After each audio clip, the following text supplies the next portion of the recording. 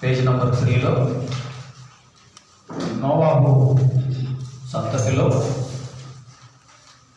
అనేక దేశాలు ఏర్పడగా భారతదేశము యాఫేతు సంతానమా, హాము సంతానమా, షేము సంతానమా అని ఒక ప్రశ్న అడిగారు. లోకము, శాస్త్రజ్ఞులు ఏ మాట చెప్పినా వాక్యము నమ్మే మనము భూమి మీద ప్రతి నరుడు నోవాహు సంతానం. ఓడలో నుండి ఎవరైతే దిగారో యాఫేతు పెద్దవాడు, షేము రెండోవాడు, హాము మూడోవాడు. ఈ భూమి మీద ఉన్న సమస్తము అయితే యాఫేతు సంతానం, లేక షేము సంతానం, లేదా హాము సంతానం. షేము, హాము, యాఫేతుల సంతానముగా ఈ భూమి మీద సమస్తము ఉన్నారు. ఆ రోజు బాబేలు గోపురం దగ్గర చెదరగొట్టబడ్డప్పుడు జరిగింది ఏమిటంటే, మధ్యాంతర సముద్రం, ఇటు చూడండి, మధ్యాంతర సముద్రం, గలిలయ సముద్రం, యోర్దాను నది, మృత సముద్రం, దీనికి కొనగా యూఫ్రటీసు నది, తిగ్రీసు నది, పర్షియన్ గల్ఫ్, పారసీక సముద్రంలో కలుస్తుంది. అరావతు పర్వతం ఈ రెండు నదులకు కొంచెం పైన ఒక 100-200 కిలోమీటర్ల దూరంలో ఉంటుంది.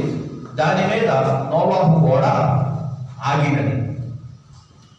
అందులో దిగిన అతని యొక్క ముగ్గురు కుమారులు, నోవాహు యొక్క ముగ్గురు కుమారులు షేము, హాము, యాఫేతులు అషూరు ప్రాంతము, నార్థన్ మోస్ట్ మెసొపొటామియా, అషూరీయులు నివసిస్తారు.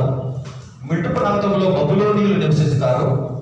దిగువ ప్రాంతము కొంచెం తూర్పు వైపుకి, ఈస్ట్ వైపుకి పారసీకులు నివసిస్తారు. Persians, Babylonians and Assyrians. అషూరియల రాజధాని నినివే పట్టణం, బబులోనియుల రాజధాని బాబేలు పట్టణం, పారసీకుల రాజధాని షూషాను కోట. ఈ మూడు సామ్రాజ్యాలు చాలా పెద్దవి. అయితే వీటిని ముందుగా స్థాపించింది, కట్టింది నిమ్రోదు అని వాక్యం మనకు ఆదికాండం 10వ అధ్యాయం 8-9 వచనాల్లో మనకు చెబుతూ ఉంది. వాళ్ళు బాబేలు దగ్గర బాబేలు గోపురం కడుతున్నారు. బాబేలు గోపురం చూడటానికి ఎలా ఉంటుందంటే, బాగా ధనికులు పెళ్లి చేసుకున్నప్పుడు 3-4 అంతస్తులకే కట్ చేస్తారు పెళ్లిలు. అలాగా 3-4 అంతస్తులుగా ఆ రోజు మాట ఏమిటా అంటే, సప్తగ్రహాలకు, నవగ్రహాలకు వాళ్ళు మందిరం కడుతున్నారట. శాస్త్రజ్ఞుల ప్రకారం పురావస్తు శాఖ వారి తవ్వకాల్లో ఇలాంటివి కొన్ని చిన్న చిన్న గోపురాలు బయటపడ్డాయి. ఆ గోపురాలు ఎలా ఉన్నాయంటే, చూపుకి కింద ఒక మెట్టు, పైన ఇంకొక మెట్టు, అలా చాలా వరకు మధ్యలో ఆగిపోయి ఉన్నాయట. ఏది పూర్తి కాలేదట.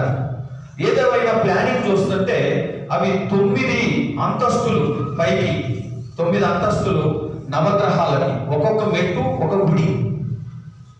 ఆ గుడిలో ఒక గర్భగుడి, దీనికి ఒక గుడి, దీని నుండి పైకి ఎక్కడానికి ఒక మెట్టు, దీని నుండి పైకి ఎక్కడానికి ఒక మెట్టు, ఇదొక గుడి. ఆ విధంగా కట్టి వాళ్ళు వాక్యంలో చెప్పబడుతున్నట్టు ఆకాశంలో చేరాలని వారు ఆ గోపురం కడుతున్నారు, ఆ టవర్ కడుతున్నారట. దేవుడు వారిని ఆ రోజు ఈ ప్రాంతం నుండి చెదరగొట్టారు. చెదరగొట్టినప్పుడు మీకు స్కూల్లో పిల్లలకి ఈ మధ్య వంశవృక్షం, ఫ్యామిలీ ట్రీ అసైన్మెంట్ ఇస్తూ ఉంటారు. ఆ ట్రీ కాండానికి అమ్మా నాన్న బొమ్మ, కొమ్మలకి పిల్లల బొమ్మలు అలా అతికిస్తూ ఉంటారు. అలాగే నోవాహు వంశవృక్షం మనం చూస్తే అది కాండం ఇక్కడ ఉన్నట్టు, దానిలో నుండి ఒక కొమ్మని బలవంతంగా వంచి దేవుడు ఆఫ్రికా దేశానికి పంపించాడు. అది హాము కొమ్మ. హాము ఆఫ్రికా ఖండానికి వారసుడయ్యాడు. షేము ఆసియా ఖండానికి వారసుడయ్యాడు. షేము. యాఫేతు యూరోప్ ఖండానికి ఆయన వలస వెళ్ళాడు. యాఫేతువి అక్కడ చాట్లో చెప్పబడ్డట్టు కింద అడుగు భాగంలో 14 దేశాలు, ఆ కొమ్మకి చిన్న కొమ్మలు 14, అతనిలో నుండి 14 మంది సంతతి వచ్చారు. హామువి 30 అని అక్కడ రాసి ఉంటుంది చూడండి, 30 మంది. షేము 26 సంతానం. ఈ భూమి మీద ప్రతి నరుడుకి పితరుడు మన వంశావళి మనం రాసుకుంటూ వెళితే, అయితే యాఫేతు వద్దకు వచ్చి ఆగాలి, హాము వద్దకు వచ్చి ఆగాలి, లేదంటే మనము షేము సంతానమై ఉండాలి. ప్రతి భూమి మీద ప్రతి నరుడు ఈ ముగ్గురులో నుండే వచ్చి ఉండాలి. బైబిల్ నమ్మే వారికి అయితే, సైన్స్ నమ్మే వారికి అయితే వాళ్ళు రకరకాలుగా చెబుతున్నారు. మొత్తం తెలిసి ఒక కోతి దగ్గర అవుతుంది వాళ్ళు చెప్పారు, మహా విస్ఫోటనము అని అంటున్నారు. వాళ్ళు ఎన్ని చెప్పినా వాక్యం నమ్మే మనకైతే భూమి మీద ఉన్న ప్రతి నరుడు నోవాహు సంతానం, భూమి మీద ఉన్న ప్రతి నరుడు జలప్రలయం తర్వాత పుట్టినవాడే. ప్రతి నరుడి పితరుడు హాము, షేము లేదా యాఫేతే. ఇలా చూస్తే యాఫేతు వారు తెల్లవారు, వీళ్ళు తెల్ల దొరలు. హాము సంతానము నల్ల దొరలు. యాఫేతు తెల్ల దొరలు, హాము సంతానం నల్ల దొరలు, షేము సంతానం గోధుమ దొరలు. అంటే మనది గోధుమ రంగు. సో భూమి ఎలా విభాగింపబడింది అంటే, యాఫేతు సంతతి ఐరోపా, హాము సంతతి ఆఫ్రికా, షేము సంతతి ఆసియా. సో ఆ విధంగా భూమి దేవుడు ఆ రోజు విభాగించాడు. విభాగించినప్పుడు హాము మొత్తం లోపలికి పోలేదు, ఆఫ్రికాలోకి పోలేదు. హాములో 4వ నంబర్ చూడండి, మీకు ఇచ్చిన నోట్స్ లో సీరియల్ నెంబర్ 4, హాములో మధ్య భాగంలో 4వ వాడు కనా. ఆ కానానికి సీరియల్ నెంబర్ 20 దగ్గర 11 మంది పిల్లలు. ఈ అబ్బాయి, ఇప్పుడు పెద్ద అబ్బాయి ఎవరు? కూషు అంటే ఇథియోపియా, మోడర్న్ డే లాంగ్వేజ్ లో. ఇథియోపియా అంటే ఆఫ్రికాలో, నార్త్ ఆఫ్రికాలో కొంచెం ఈస్ట్ ఆఫ్రికా వైపుకి వెళ్తుంది ఇథియోపియా. అంటే కూషు వాళ్ళ పిల్లలు తీసుకుని, కూషు పిల్లలు ఎవరు ఇక్కడ? వీళ్ళు 6 కుమారులు కూషుకి. ఈ 6 పిల్లలు తీసుకుని ఆయన అటువైపు వెళ్ళిపోయాడు కూషు. రెండో వాడు ఇస్రాయిలు అంటే బైబిల్ గ్రంథంలో పాత నిబంధనలో మీరు ఈజిప్ట్ అని చదువుతారు ఇంగ్లీష్ బైబిల్, తెలుగు బైబిల్లో ఐగుప్తు అని చదువుతారు. మీకు ఒక చిన్న సమాచారం ఏంటంటే, మూల భాష హెబ్రీ భాష. పాత నిబంధన 39 గ్రంథాలు హెబ్రీ భాషలో రాయబడ్డాయి. ఈ హెబ్రీ భాషలో ఐగుప్తు అనే పదం ఉండదు. ఆ ఐగుప్తు అనే పదం ఈ పైన మధ్యాహ్న సముద్రం ఈ ప్రాంతంలో గ్రీకులు ఉంటారు, కొంచెం యువతలని గ్రీకులు ఇక్కడ ఉంటారు, ఇటలీ ఇక్కడ ఉంటుంది.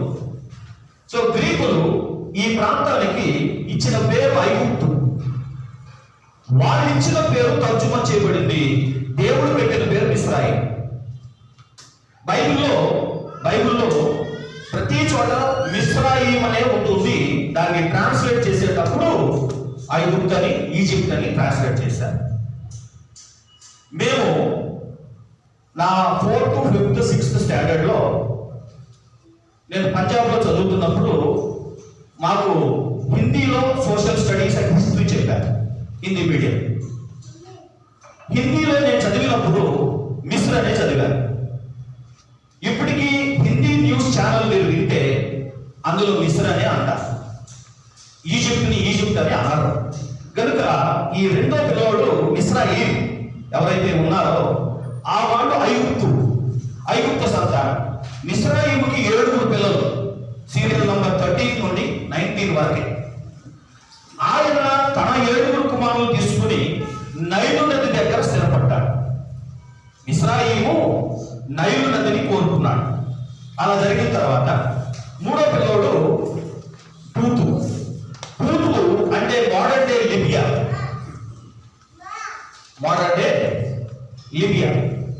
పూతు కొంచెం వెస్ట్ ఆఫ్రికా, వెస్ట్ వైపుకి వెళ్ళాడు. నార్త్ ఆఫ్రికాలోనే వెస్ట్ వర్డ్. ఇథియోపియా కూష్ పెద్దోడు కొంచెం ఈస్ట్ వర్డ్. ఈజిప్టు నైలు నది పక్కనే ఉండిపోయాడు. కానాను మాత్రం ఆఫ్రికాలోకి రాలేదు. కానాను మాత్రం ఏం చేశాడంటే, కానానికి ఎంతమంది పిల్లలు? 11 మంది పిల్లలు. ఈ అబ్బాయి ఏం చేశాడంటే తన 11 మంది పిల్లలతో వాళ్ళ డాడీ హాముకు చెప్పి, నాన్న మీరు 3 పిల్లలు తీసుకుని మీరు అటు వెళ్ళిపోండి, నాకు యోర్దాను నచ్చింది, నాకు పాలు తేనె ప్రవహించు దేశం నచ్చింది, నేను ఇక్కడే ఉంటాను. నిజం చెప్పాలంటే బైబిల్లో ఖచ్చితంగా లేదు, కానీ హామ సంతానం ఆఫ్రికాలోకి వెళ్ళిపోవాలి. కానీ ఈ కానాన్ అనే ఒక పిల్లోడు 11 మంది పిల్లలు పెట్టుకుని, నేను యోర్దాను నది పై భాగం నుండి కింది భాగం వరకు, తూర్పు వైపు పడమర వైపు నేను ఇక్కడ ఉంటాను అని చెప్పి ఉండిపోయాడు. వాస్తవంగా ఇది ఆసియా కిందకు వస్తుంది కనుక హాము అనగా సీరియల్ నంబర్ 4 కింద సీరియల్ నంబర్ 20 నుండి 30 వరకు. అందులో మీరు ఇంకా ద్వితీయోపదేశకాండం చదివితే ఆ 11 మంది పిల్లల్లో 7 భూమే దేవుడు ఇశ్రాయేలుకి ఇస్తాడు. 7 జాతుల వారి భూమిని దేవుడు ఇశ్రాయేలుకి ఇస్తానని చెప్పడం ఇందులో వాగ్దానం. నేను మీకు చెప్పినట్టుగా నిన్న ఎవరి దినములలో భూమి విభాగింపబడింది కింద అడుగు భాగంలో వాక్యం ఉంది చూడండి. ఆదికాండం 10:25. పెలెగు ఎలాగనగా అతని దినములలో భూమి దేశంలో ఎవరి దినములలో అన్నాడు అని అంటే దేవుడు ఆ వ్యక్తి దేవుని ఏర్పాటులో ఉన్నాడు కనుక పెలెగు. ఆ తరువాత అతనిలో నుండి అబ్రహాం వచ్చాడు. పెలెగులో నుండి అబ్రహాం వచ్చాడు. పెలెగు అబ్రహాము యొక్క పూర్వీకుడు. ఆ చార్ట్ లో ఎడమ వైపు లెఫ్ట్ సైడ్ చిన్న స్క్వేర్ ఉంటే అందులో మీరు చూడవచ్చు వంశావళి. అదే చార్ట్ లో లెఫ్ట్ సైడ్ కార్నర్ లో బాటమ్ కార్నర్ లో షేము పెలెగు వంశావళి అని చెప్పి ఇవ్వడం జరిగింది. అందులో నంబర్ 5 పెలెగు. పెలెగు దగ్గర అడ్డగీత ఎందుకు పడిందంటే పెలెగు వరకు ఒక ప్రపంచం. ఆ గడి షేము, అర్పక్షాదు, షేలాహు, ఏబేరు, పెలెగు. ఆ ప్రపంచం ఏ ప్రపంచం అంటే ఐక్య ప్రపంచం. ఆ 5 ఉన్నప్పుడు ఆ ప్రపంచం ఐక్య ప్రపంచం. అంటే ఐక్య ప్రపంచంలో ఒకే భాష, ఒకే ప్రజ, ఒకే దేశం, ఒకే రాజ్యం, అందరూ ఒకటిగా ఒక చోట ఉమ్మడి కుటుంబంగా ఉంటున్నారు. ఈ 70 మందిని ఒక దగ్గరకు తెచ్చి ఎటు పోకుండా ఒక చోటే ఉంచడానికి ఎవరు ప్రయత్నం చేస్తున్నారు? మధ్యలో ఉన్న సీరియల్ నంబర్ 10. ఎవరు? సీరియల్ నంబర్ 10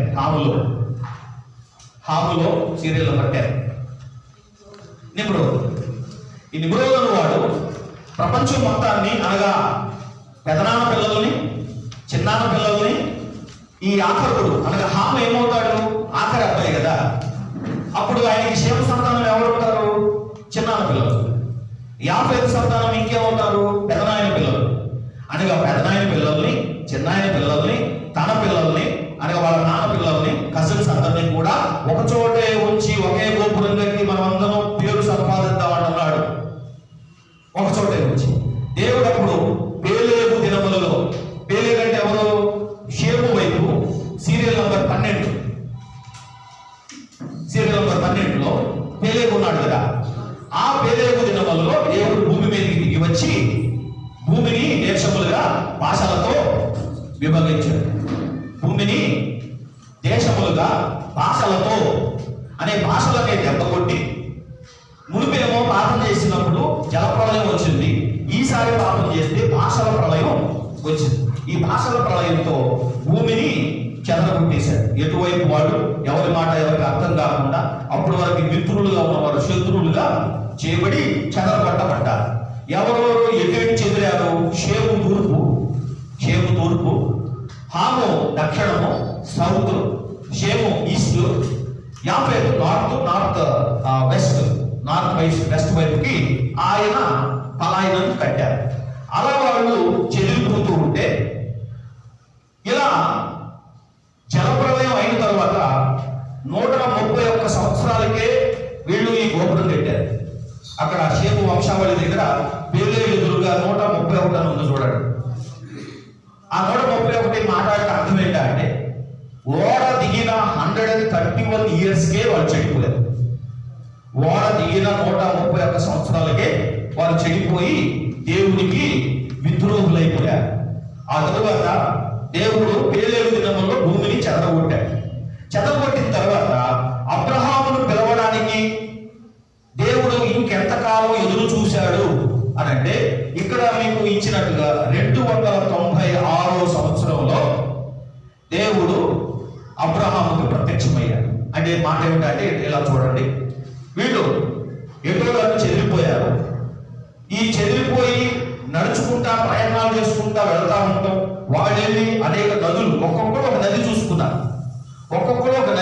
ఆ నది పక్కన సివిలైజేషన్ కట్టుకున్నారు, నాగరికతను కట్టుకున్నారు. ఇట్లా సెటిల్ అవడానికి, అబ్రహాము పుట్టి పెద్దవాడు అవడానికి బాబెలు గోపురం తర్వాత 296 సంవత్సరాలు దేవుడు ఎదురు చూస్తున్నారు. ఈలోపు ఈ వంశంలో 5 పుట్టున్నారు: రయు, సెరూగు, నాహోరు, తెరాహు, అబ్రహాం. ఈ 5 ప్రపంచం ఏంటి? అనైక్య ప్రపంచం. ఆ పై 5 ప్రపంచం ఐక్య ప్రపంచం. అది అప్పుడు ఒకే భాష, ఒకే జనం, ఒకే రాజు, ఒకే రాజ్యం. కానీ రయు పుట్టాక, రయు అనైక్య ప్రపంచంలో పుట్టిన మొదటి బిడ్డ రయు. ఆయన పుట్టినప్పుడు ప్రపంచం మారిపోయింది. అంతకుముందు దేశాలు లేదు. రయు పుట్టేసరికి భూమి మీద ఎన్ని దేశాలు ఉన్నాయి? 70 దేశాలు. భూమి మీద 70 జాతులు, 70 భాషలు మాట్లాడే వాళ్ళు ఉన్నారు. అనేక ప్రపంచంలో పుట్టిన మొదటి బిడ్డ రయు. ఆ రయువుకు సెరూగు పుట్టాడు, సెరూగు నాహోరు పుట్టాడు, నాహోరుకి తెరాహు పుట్టాడు, తెరాహు అబ్రహాము పుట్టి, అబ్రహాముకి 75 ఏళ్ళు వచ్చినప్పుడు దేవుడికి పుట్టిన ఒక ఆలోచన ఏంటంటే ఇంకొక కొత్త దేశాన్ని పుట్టించాలి. ఆ కొత్త దేశమే ఇశ్రాయేలు దేశం. ఇశ్రాయేలు దేశానికి ఈ చెట్టుకి సంబంధం లేదు. ఈ చెట్టు నోవాహు చెట్టు షేములో నుండి సీరియల్ నంబర్ 12వ కొమ్మ అనుకుందాం. 12వ కొమ్మ, సీరియల్ నంబర్ 12వ కొమ్మ అంటే పేలేగుకు రయుకి సేరుకి నాహోరుకి తెరాహుకి అబ్రహాం. ఈ మనిషి పుట్టేదాకా దేవుడు ఎదురు చూస్తూ ఉన్నాడు. ఈ కొమ్మకి 5 తరాలు పుట్టాక ఒక పిల్ల కొమ్మ, ఒక చిన్నవాడు, గనుడేమీ కాదు, అట్లాంటి వ్యక్తికి ప్రత్యక్షమై అంటాడు, నేను నిన్ను ఒక దేశముగా చేయబోతున్నా. ఆల్రెడీ బాబెలు గోపురం దగ్గర 296 సంవత్సరాల క్రితం 70 దేశాలు దేవుడు తయారు చేశారు. కానీ ఇప్పుడు కొత్త దేశం, ఈ చెట్టుకు సంబంధం లేని కొత్త దేశం. ఇది భాషల వల్ల పుట్టిన దేశం కాదు, ఇది వాగ్దానం వలన పుట్టిన దేశం. ఇవి తీర్పు వలన పుట్టిన దేశాలు, ఇవి దేవుడి మాట వలన పుట్టిన దేశాలు. ఎందుకంటే ఈ ఇంట్లో 3 లేడీస్ పేరు చెప్తాను. ఆ 3 లేడీస్ కి గైనకాలజీ రిపోర్ట్ ఏమొచ్చిందో మీరు చెప్పండి. శారా, రెబెకా, లేయా, రాహేల్. ఈ 4కి గైనకాలజీ రిపోర్ట్ ఏం చెప్తుంది? పిల్లలు పుడతారా పుట్టరా?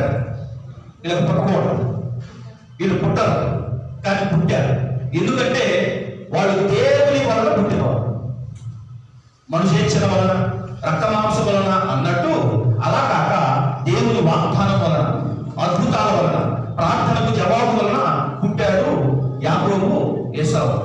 రెబెకమ్మ వెళ్ళి ప్రార్థన చేసింది, ఈసాకు ప్రార్థన చేశాడు, అయ్యా నాకు వివాహమై ఇలా 20 ఏళ్ళు కావస్తున్నాయి, నా వయసు 60 అవుతుంది, ఇంకా పిల్లలు లేరంటే అప్పుడు దేవుడు పిల్లలు ఇచ్చాడు. లేయాకు పిల్లలు లేదు, దేవుడు గర్భం తెరిచాడు. రాహేలుకి అసలు పిల్లలు లేదు, దేవుడు గర్భం తెరిచాడు. సో ఈ దేశము వింత దేశం, కొత్త దేశం, ఈ మిగతా ప్రపంచానికి సంబంధం లేని దేశం. ఈ దేశ దేశాన్ని ఈ దేశాల నుండి విడదీయాలి.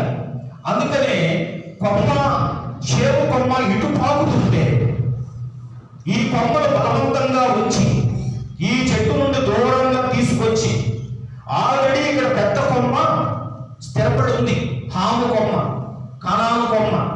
కానీ దేవుడు ఏమంటాడంటే ఈ దేశమును కొట్టివేసి నేను నీకు ఇస్తాను.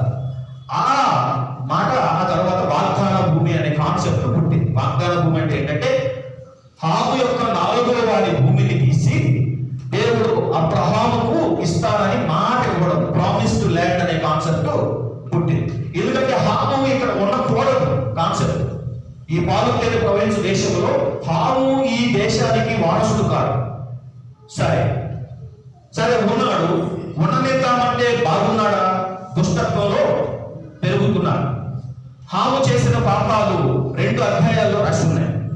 ఎందుకు దేవుడు సొదొమ గొమొర్రాలను ఎందుకు కొట్టేశాడో, కానాను కూడా అందుకే కొట్టేశాడు. కారణం లేవియాకాండం 18, రెండో కారణం ద్వితీయోపదేశకాండం 18.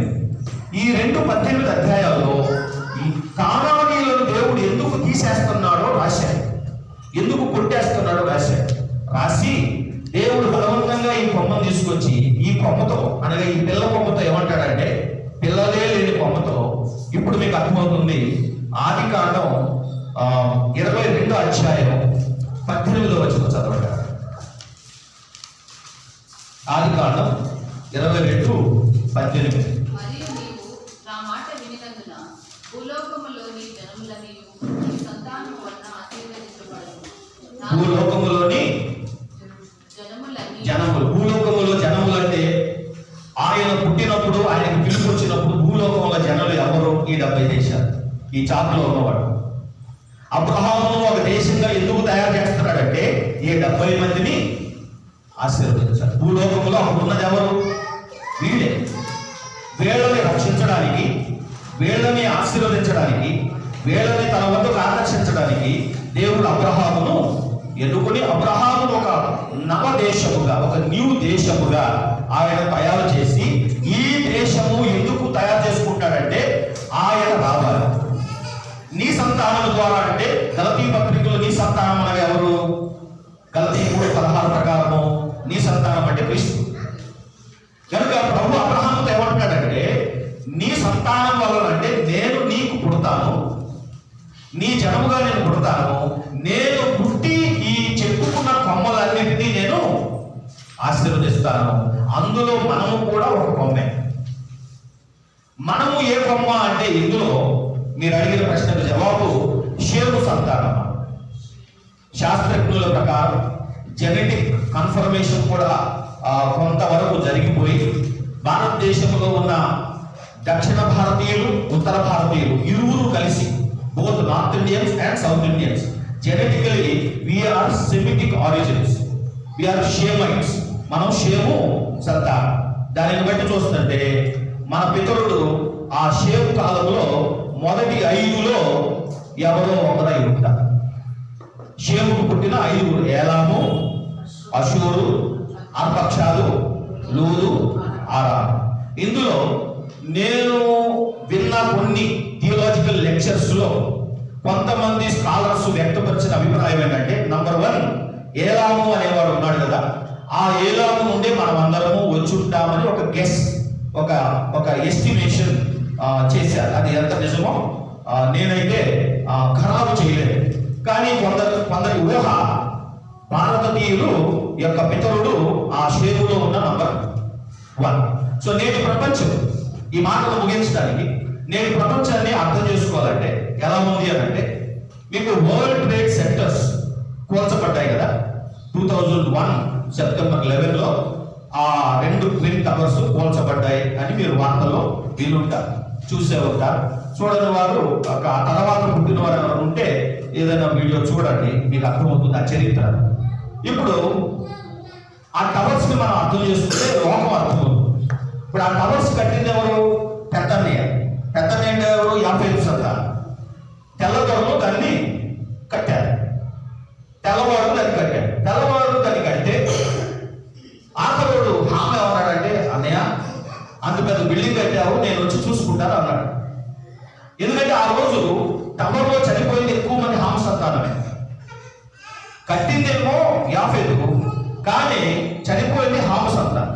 సో దాని అర్థం ఏంటంటే అన్నయ్య బిల్డింగ్ కడితే తమ్ముడు ఏమన్నాడంటే, ఎందుకంటే ఈ రోజుల్లో అన్నయ్యే బాగున్నాడు. ఈ రోజుల్లో భూమి మీద ఎవరు ఎక్కువ ఆశీర్వదింపబడ్డారు? అన్నయ్య ఆశీర్వదింపబడ్డాడు.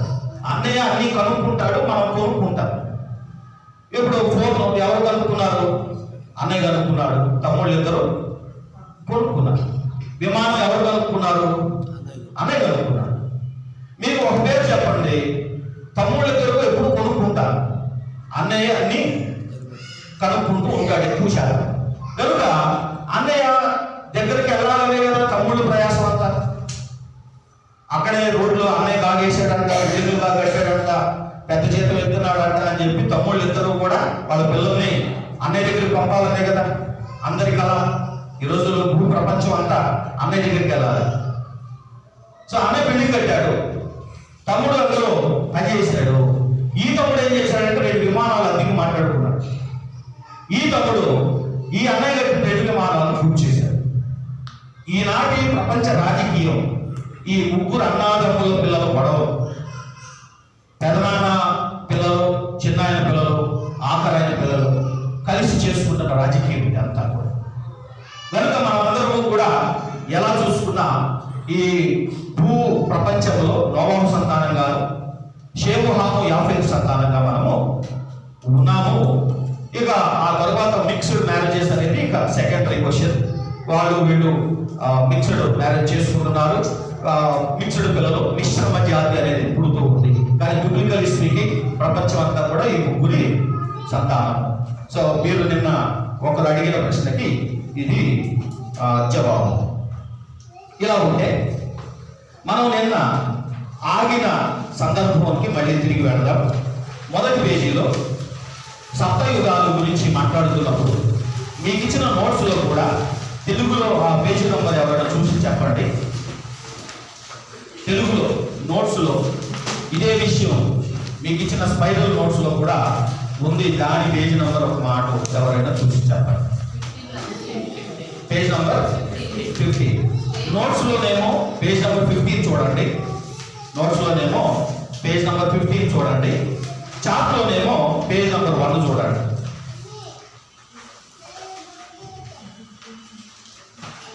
మనము 6వ యుగము 7వ యుగము దగ్గర ఆగాము నిన్న. 6వ యుగము క్రీస్తు మరణముతోను ఆత్మ రాకడతోను పరిశుద్ధాత్మ రాకడతోను కృపాకాలము సంఘయుగము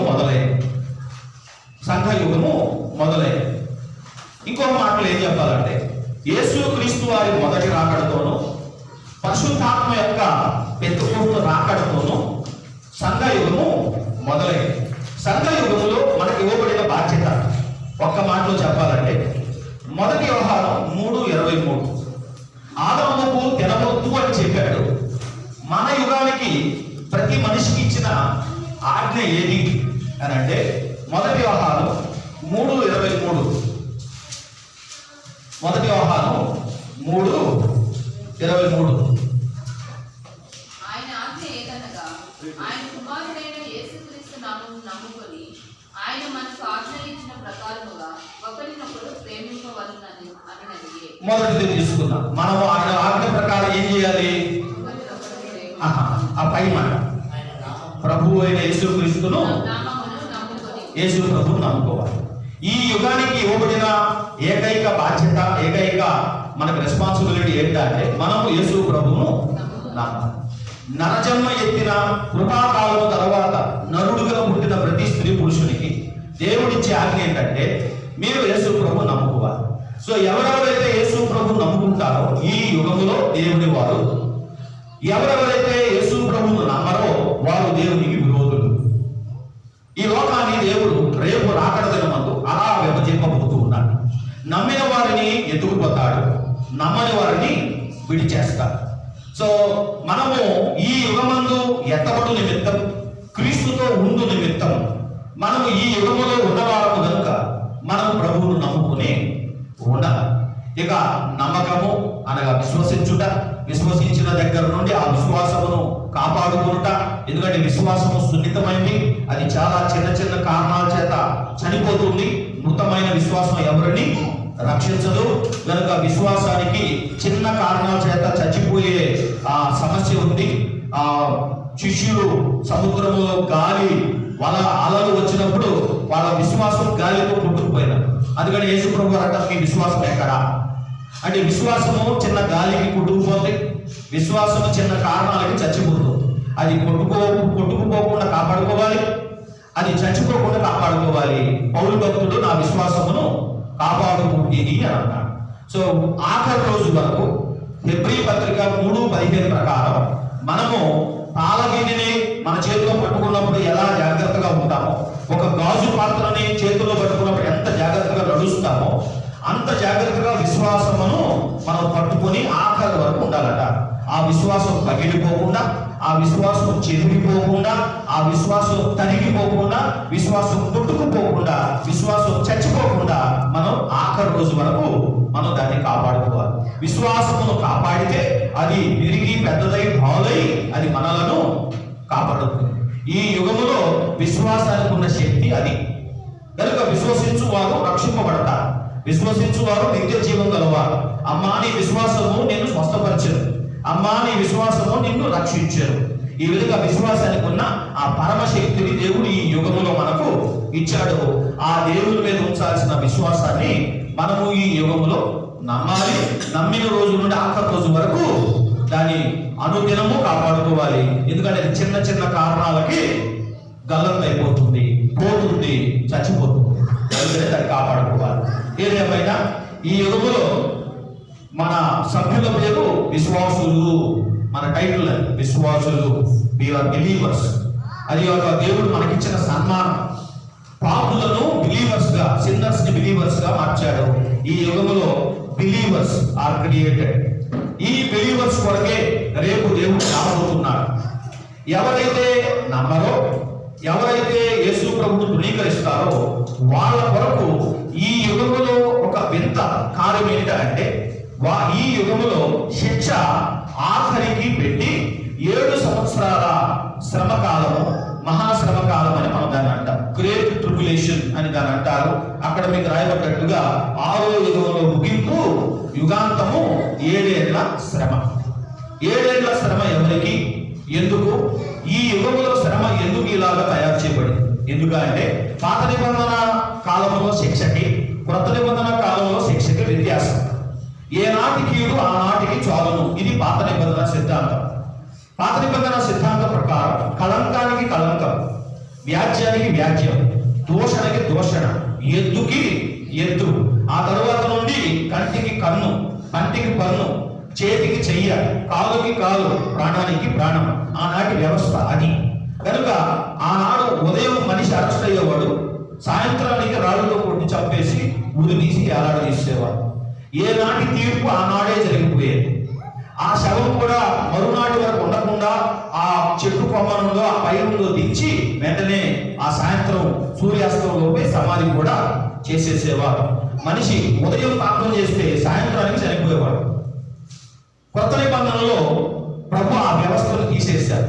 కొత్త నిబంధనకు వచ్చేసరికి ప్రభు ఇలా అంటున్నారు, మీరు ఎవరికి తీర్పు తీర్చవద్దు, మీరు కీడుకి ప్రతి కీడు ఎవరికి చేయరు. మన వ్యవస్థ ఎలాంటిదంటే, మన వ్యవస్థ ఎప్పుడు పుట్టిందని మనం ఎలా అనొచ్చు అంటే, యోహాను సువార్త 8వ అధ్యాయం, యోహాను సువార్త 8వ అధ్యాయంలో 9వ వచనం అనుకుంటా, నాకు చూసి చెప్పండి. మీలో పాపము లేని వాడు మొదట రాయి వేయవలెను అన్న మాట దగ్గర కొత్త నిబంధన పుట్టింది అనవచ్చు. కొత్త నిబంధన తీర్పు అక్కడ పుట్టిందని చెప్పవచ్చు. 7వ వచనంలో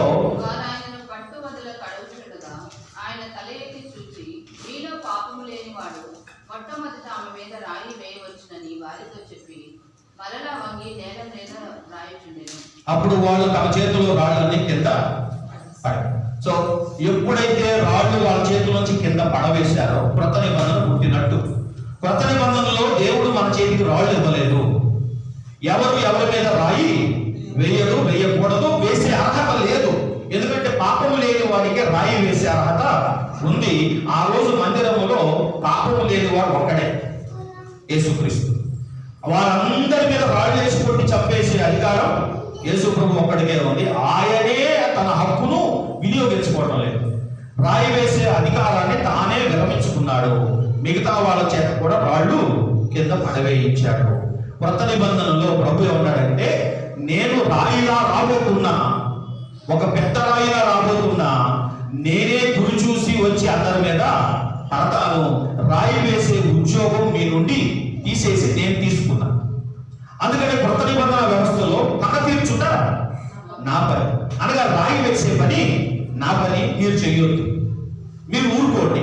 సో కొత్త నిబంధనలో మనకు చెప్పబడిన ఆజ్ఞ వలన మనం ఊరుకుంటున్నాం.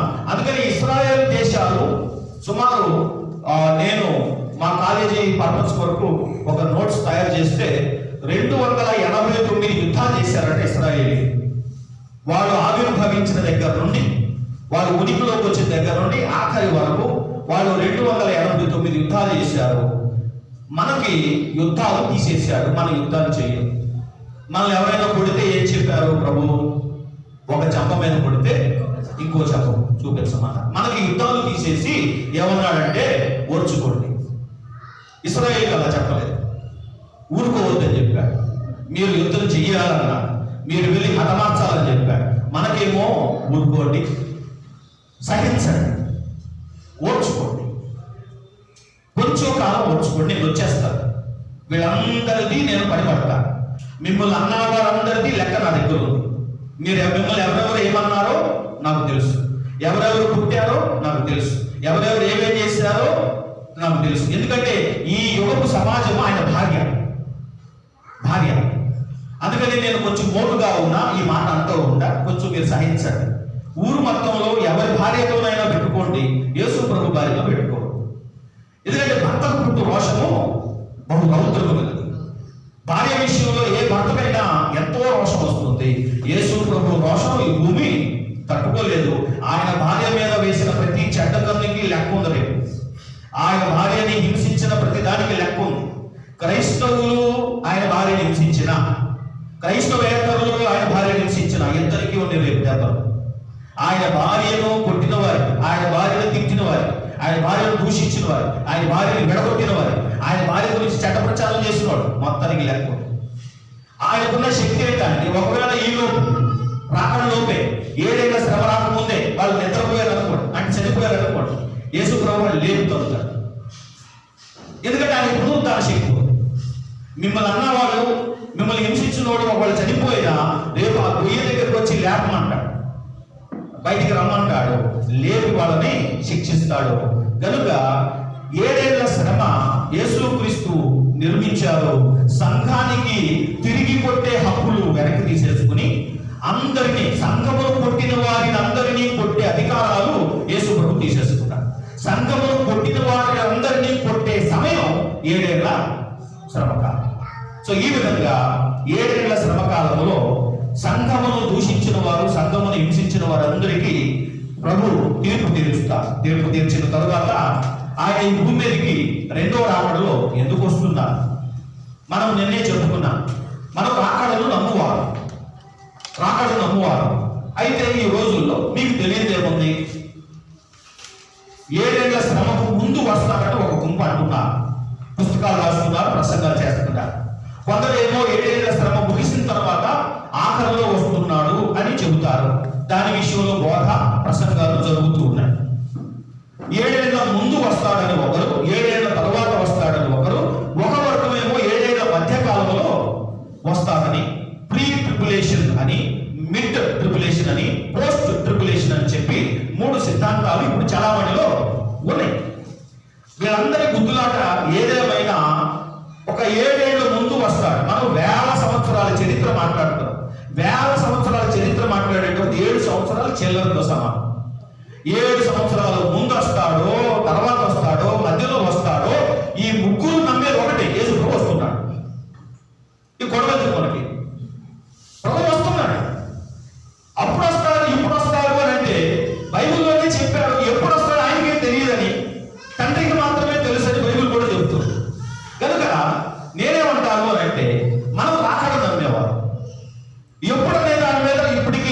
ఒక సమన్వయం, ఇంకా ఒక ఐక్యత క్రైస్తవ బోధకుల మధ్యన రాలేదు. సరే, దాని పక్కన విడిచిపెట్టే ముగ్గురు నమ్మేది ఒకటే, ప్రభు వస్తున్నాడు. ఎందుకు వస్తున్నాడు? ఎప్పుడు వచ్చినా ఎందుకు వస్తున్నాడు అంటే ఈ భూమి మీద ఉండి ఈ భూమిని నూతనపరిచి ఈ భూమి మీద 1000 ఏళ్ల పాటు తన పరిపాలనను జరపడానికి వస్తున్నాడు. తన రాజ్యాన్ని స్థాపించడానికి వస్తున్నాడు. ఆ రాజ్యం గురించే ఆయన కొండ మీద ప్రసంగంలో చెప్పారు. ఆ రాజ్యం గురించే దేవుని రాజ్య ఉపమానాల్లో చెప్పారు. దేవుని రాజ్యము దేనితో పోలుతున్నాం? అది ఆరోగ్యంతో పోలినది. ఒక మనుషుడు విత్తన విత్తనంతో పోలినది. అది ఒక పులిపిండిని పోలినది. ఒక మనిషి వేసిన వలను పోలినది. అది దాచబడిన ధనము పోలినది. అది ఒక వజ్రాన్ని, ఒక ముత్యాన్ని పోలినది అని చెప్పారు. సో దేవుని రాజ్యాన్ని బోధించడానికి, ఆయన వచ్చినప్పుడు ఎలాంటి రాజ్యాన్ని స్థాపిస్తాడో దాన్ని వివరించడానికి సుమారు 40 ఉపమానాలు ప్రభు రాజ్య ఉపమానాలు చెప్పారు. అదంతా దేని గురించి అంటే ఆయన వస్తున్నాడు.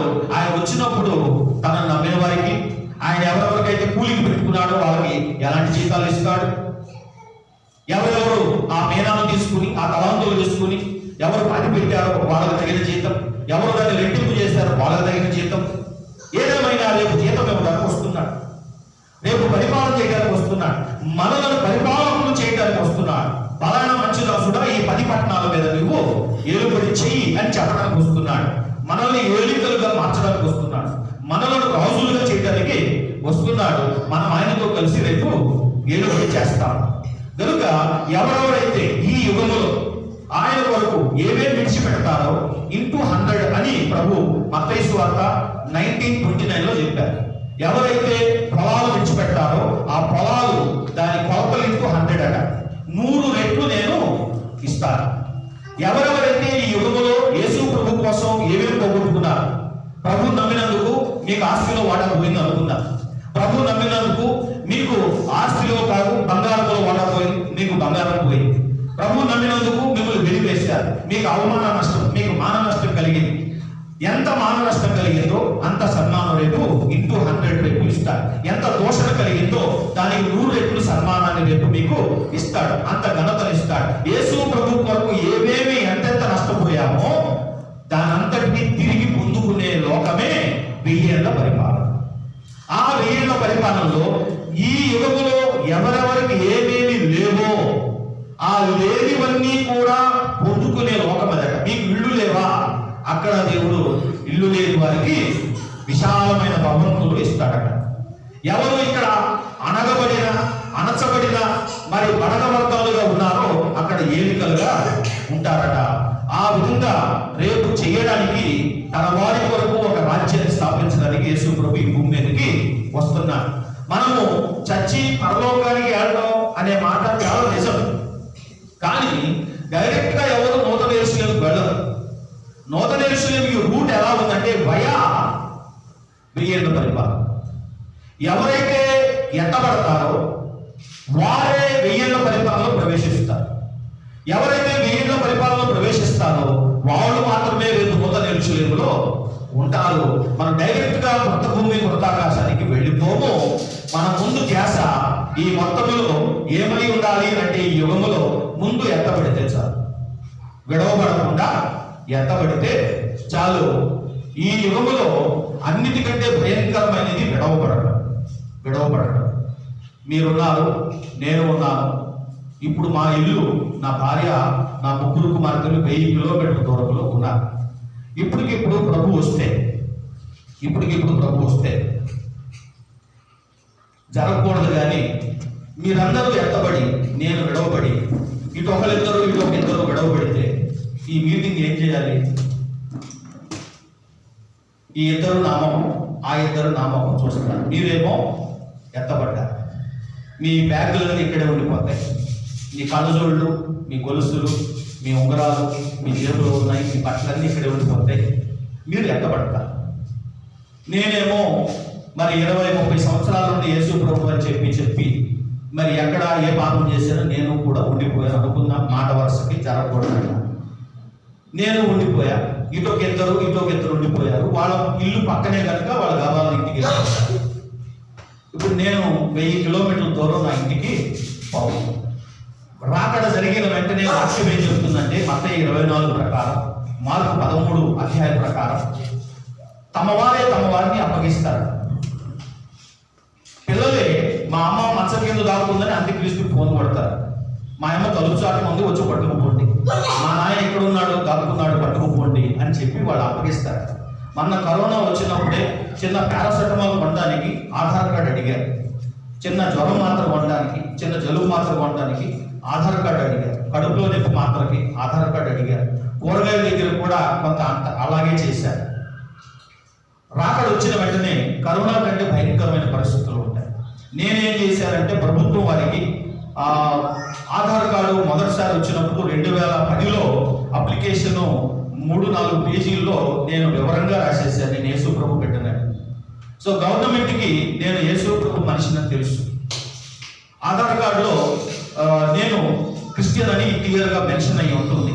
వాళ్ళకి నేను సమర్పించేశాను కనుక వాళ్ళు కొంచెం అటు ఇటు కొడితే చాలు, నేను రీసెంట్గా ఒక టికెట్ రిజర్వేషన్ చేసుకుని వైజాగ్లో లేరని బెంగళూరులో ఉన్నానని వాళ్ళు తెలుసుకోవడానికి పెద్ద సమయం పట్టదు.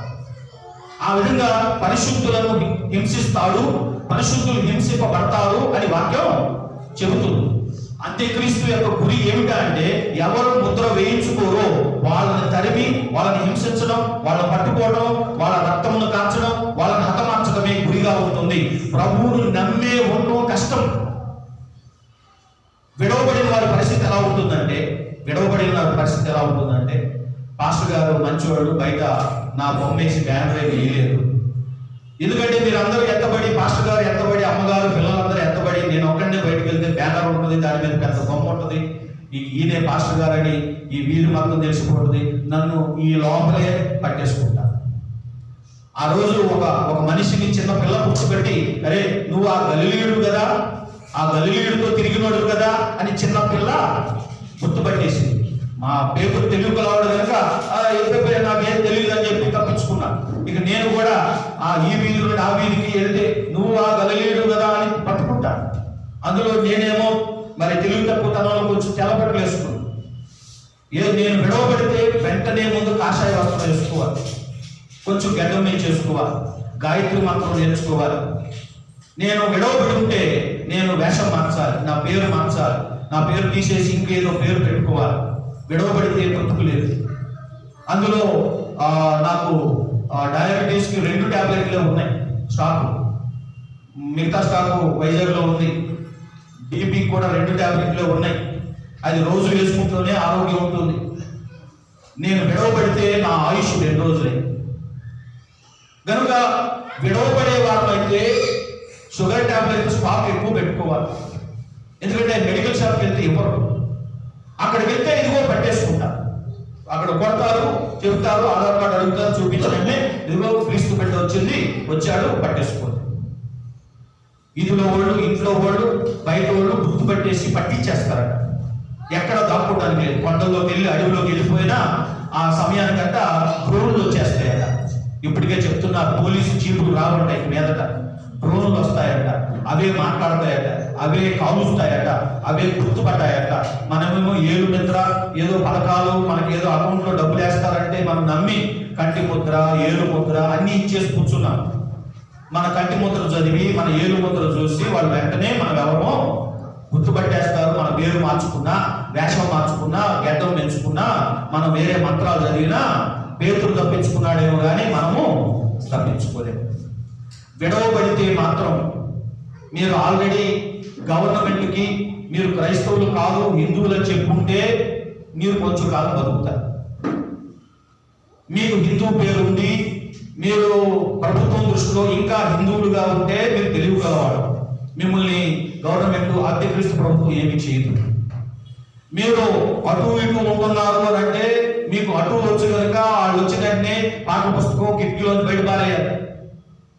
యేసు ప్రభు ఫోటో క్యాలెండర్లు ఏమంటే బయట పారేయాలి. మనం యేసు ప్రభు బిడ్డలమన్న ఆనవాళ్ళు దొరకకూడదు. మనం పట్టుకుపోతారు, మనం చంపేస్తారు. కనుక మనం విడవబడితే మన ఆయుష్ కొన్ని నిమిషాలు, కొన్ని రోజులు, మా అయితే 1 నెల, అంతకంటే మించి మనం తప్పించుకొని తిరగలేము. కనుక ప్రభు మన కొరకు వస్తున్నాడు. ఎత్తబడేటట్టు బ్రతకాలి. భక్తి చేస్తే ఎత్తబడేటట్టు చేయాలి. నమ్మితే ఎత్తబడేటట్టు నమ్మకంలో ఉండాలి. ఆయన విడవబడిన వారికి భయంకరమైన శ్రమలు మనం చదవబోతున్నాం. 7 ముద్రలు, 7 కూరలు, 7 పాత్రలతో కూడిన భయంకరమైన తీర్పులు మన కొరకు కాసుకుంటూ ఉన్నాయి. కనుక మనము రాకడ ఎంత మంచిదో అంత భయంకరమైనది. రాకడ దినమందు యేసు ప్రభువు దయామయుడు కాడు, కరుణామయుడు కాడు. ఆయన ఏమాత్రము దయ చూపడు. రాకడ దినమందు కఠిన హృదయుడుగా ఉంటాడు. ఎంత బాబో అని మనం కాళ్ళు పట్టుకుని బతిమలాడినా గాడిద ఎక్కిన వారిని బ్రతిమలాడొచ్చట, గుర్రం ఎక్కిన వారిని బ్రతిమలాడకూడదట. గుర్రముతోనే తొక్కిచ్చేస్తాడట. ఆయన మొదటిసారి గాడిద మీద వచ్చాడు, సమాధాన పడటానికి వచ్చాడు. ఆ సమయంలో ఆయన పట్టుకుంటే సరి. రెండో రాకడలో ఆయన వస్తాడు, నూనె తక్కువ ఉన్నా కలిపేసేస్తాడు. ఆయన గుండెకాయ లేనోడు, ఆయన ఏమాత్రం దయ లేనోడు. ఆడపిల్లలు 5 ఆడపిల్లలను అలా బయట ఉంచేయచ్చా? బయట చలిలో రాత్రి చీకట్లో అలా ఉంచొచ్చా? కానీ ప్రభు అలా ఉంచేస్తాడు. ఎందుకంటే నూనె లేకపోతే లోపలికి రాని. పెళ్లి వస్త్రము లేదని చెప్పి ఒక అబ్బాయిని కాళ్ళు చేతులు కట్టేసి బయట పారేశాడు. అదే నేనైతే నాది ఒక జత వేసి ఇయ్యండి చెప్పేవాడు. కానీ యేసు ప్రభు ఆ రాత్రి ఆ పండ్లిశాలలో దయ చూపడు. ఆయన దయలేనుడుగా ఉంటాడు. ఆయన వస్తాడు, ఆయనలో ఆయనకు నచ్చిందుంటే చేర్చుకుంటాడు, లేదంటే మీరెవరో నాకు తెలియదు అనే రోజు రెండో రాకడ. సో రెండో రాకడ యేసు ప్రభు యొక్క అసలు రూపాన్ని మనము చూడబోతున్నాం. ఆయన రానంతసేపే దయామయుడు. ఆయన వచ్చాడు, ఆ వచ్చిన క్షణం ఏమాత్రం ఆయన దయ చూపడు. ఆయన ఎవరి మీద పడతాడో వాళ్ళు నలిగిపోతారు, ఎవడు ఆయన మీద పడతాడో వాడు కొనకలైపోతాడు. కనుక అట్లాంటి భయంకరమైన రాకడ ఉంది. కనుక రాకడ విషయంలో ఏమీ భ్రమపడవద్దు. యేసు ప్రభు ట్రాఫిక్ పోలీస్ లాంటి వాడు కాదు. అటు ఇటు చూసి వందిస్తే పరలోకానికి తీసుకువెళ్ళిపోయేవాడు ఏమాత్రము కాదు. ఆయన అట్లాగే అంటాడులే, పెద్ద సీరియస్ గా ఉంటాడులే. ఎట్లాగో మామూలుగా స్కూల్లో పిల్లలు ప్రిన్సిపాల్కి, కాలేజీలో పిల్లలు ప్రిన్సిపాల్కి పెద్దగా భయపడతాడు. ఏదో ఒకటి చెప్తే సారు ఊరుకుంటాడులే అనుకుంటారు. ఈ సార్ అట్లాంటి కాదు. మన సార్లు ఊరుకున్నా ఒక 100 చేతిలో పెట్టి మనల్ని వదిలేసినా ఆయన 100 తీసుకోడు. బైబిల్ క్యాటగా చెబుతుంది ఆయన లంచము పుచ్చుకొనడు. ద్వితీయోపదేశకాండం 10:17 ఆయన లంచం తీసుకోడు. కనుక రాకడ భయంకరమైనది. ఆయన వచ్చేంత వరకు రోజులు క్షమిస్తాడు, రోజులు వచ్చుకుంటాడు, రోజులు చేర్చుకుంటాడు, దిద్దుతాడు, మనకి ఇస్తాడు, ఆశీర్వదిస్తాడు. వచ్చేంత వరకే. వచ్చిన రోజు మాత్రము ఆయనకి నచ్చినట్టు ఉండకపోతే వదిలేస్తాడు. కనుక విడవబడకుండా ఎత్తబడే క్రమంలో ఉండటమే క్రైస్తవ వ్యక్తి యొక్క గురి. దేవుడి మాటలు దీవించి ఆశీర్వదించుగా. పరిశుద్ధుడైన మా ప్రియ పరలోకపు తండ్రి, మమ్మల్ని మరవద్దు తండ్రి, మమ్మల్ని విడవద్దు ప్రభువా. విడవబడుగా భయంకరము. పేతురు ఆనాడు తెలివితో తప్పించుకున్నాడు. మాకంత జ్ఞానం లేదు, మేము తప్పించుకోలేము. ఆయన ముద్ర వేయించుకుని వారిని అంత్యక్రీస్తు ప్రభు మృగమై వెంటాడి తరిమి చంపుతాడని మేము చదువుతున్నాం. ఆ మాట మీరు మా కొరకు రాయించారు. ఆ మాటల్ని మాకు ముందుగానే చెబుతున్నారు. ముందు జాగ్రత్త మాకు దయచేయండి, ముందు చూపు మాకు అనుగ్రహించి మమ్మల్ని బలపరిచి సిద్ధపరచమని క్రీస్తు నామములో ప్రార్థించి వేడుకొనుచున్నాము మా తండ్రి. ఆమేన్. అందరికీ